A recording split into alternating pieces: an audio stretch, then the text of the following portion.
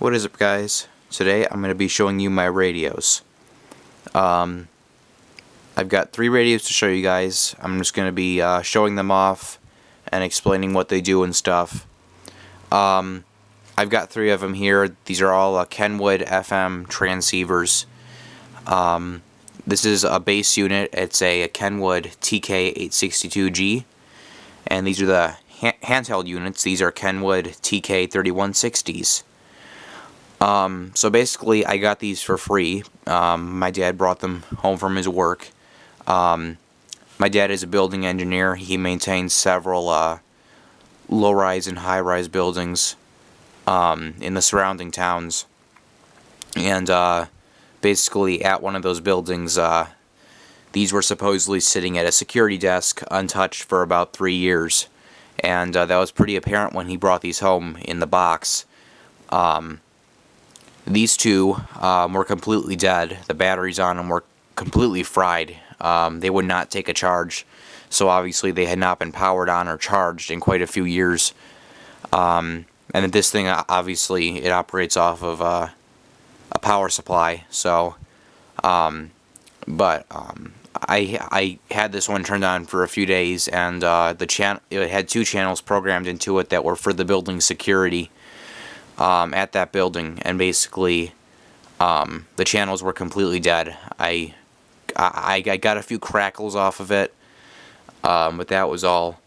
This is the transceiver itself as for the base, and then it's got a max rad antenna, and it's got a Kenwood KMC-9C desktop microphone.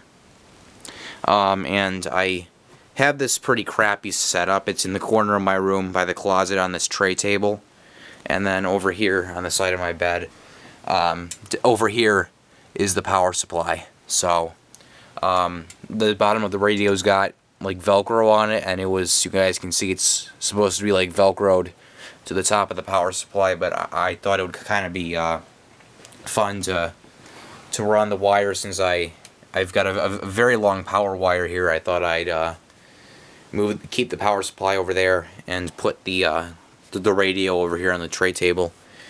So basically, I ordered new batteries for these. My dad said I could order new batteries for them.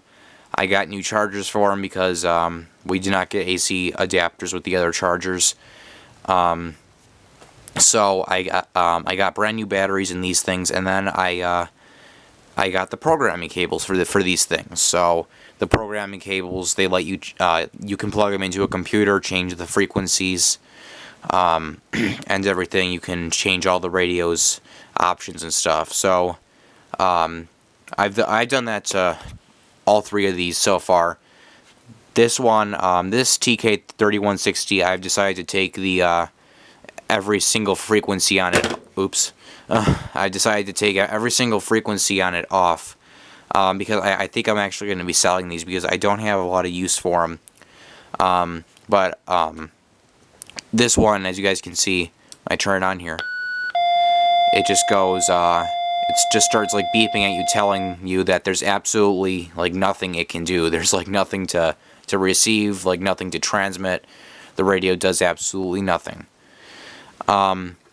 So there's that one. I'll move on to that one in a minute. So the base unit, this TK-862G, by the way, these are all, this is not new technology. I'm guessing all these radios are from the late 90s to the early 2000s, possibly. That's just an estimate. I'm not sure. These appear to be pretty old units. They're not Kenwood, like Next Edge or anything like those new radios, which have all the fancy features and stuff. These are just very simple, reliable, durable units. And as you guys can see, this every time this green LED on here comes on, someone's talking. This thing has got a maximum of 8 channels, and I programmed all of them for my local school bus company. So if I turn this up, I've just got the volume down now. I can turn it up and hear what's going on. 10-9. 10-4, Charlene, how long long you think you'll get before you get there? And I'll also like show the power on. I'll power it off for a minute, then power it back on, so you guys can hear the beep and everything. Yeah, it's There's at the that. corner of President and Bridal. So Okay, again, this radio has a maximum of 8 channels. You can set the transmit and the receive frequencies. 984 MC. So currently, I'm like only using this as a scanner, even though I've got the capabilities to transmit. Obviously, I can't just like go ahead and like transmit on these school bus frequencies. Like number one, because I don't have any reason to, and like number two, in West Chicago. it's illegal. So basically, this is the company terminal here that drives my school They say what time they want and you my to school go. district.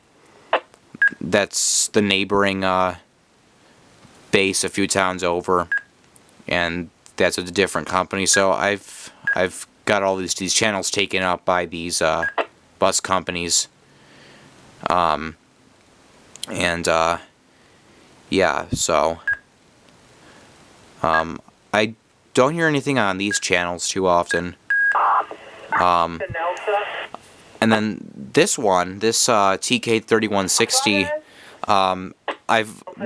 these things can kind of go up to 16 channels, as you guys can see. I'm not sure if you guys can see that. This thing can actually go up to 16 channels, so I actually decided to program in just this frequency. So On front and cross. For Jack. Okay, now.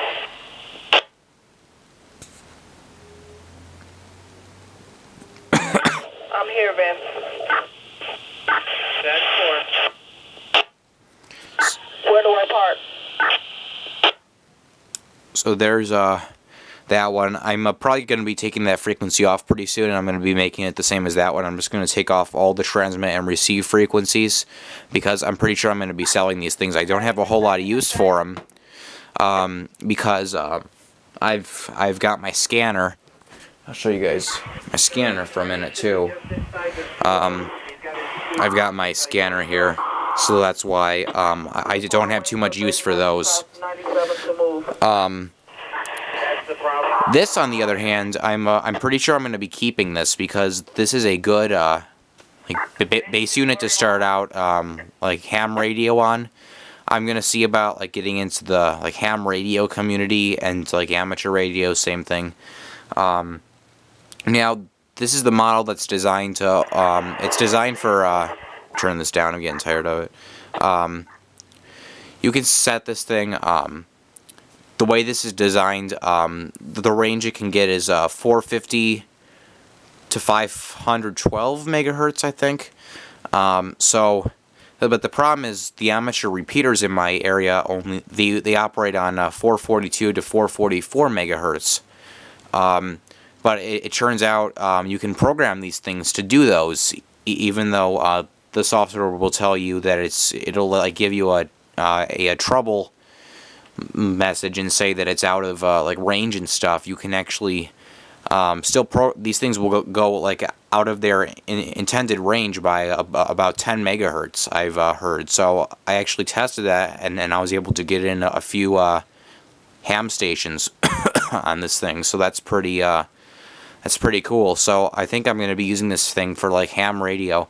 First I gotta obtain my license, and I gotta do all that crap, and then I've just gotta to learn about it, and then this will be a good radio to use on the amateur frequencies. So yeah, there you guys go. I think that's all I got to say about these things. Okay, so is he getting on the bus with me? We'll listen in a little bit. Bus with you, and he can guide you through the route. 10-4. 2184 to shop. Carolyn, what's up? What do you need? We've got a hydraulic fluid leak in the wheelchair lift. Uh-oh. That doesn't sound good. Raj, can you respond to Carolyn? 4.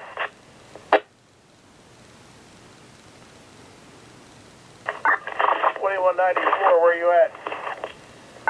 I'm just leaving Parkway Commons off of Gunderson. We got the lift to go up and down, but we've got a leak of hydraulic fluid coming from the right-hand side. Carolyn, do you still have students on? Negative, I'm all clear. 4, then just bring it here and we'll look at it. Bill, go ahead and proceed to 3097. 10-4, I'll proceed to shop. Yeah, so there you guys go. 3929 is on its way to Monroe. I should be there in about 5 to 7 minutes. So after I put this thing on, after I'm able to obtain my license to operate on ham radio, I'll probably end up making some more videos of this thing after I start using it for that. So thank you guys for watching, and for this video that'll be it. And also stay tuned, because probably within the next few weeks I'll be posting these on eBay. Probably will be coming with the programming cable and all that, and the chargers. So I'll be selling these with the chargers and the programming cables, the programming cable and all that. So thanks for watching.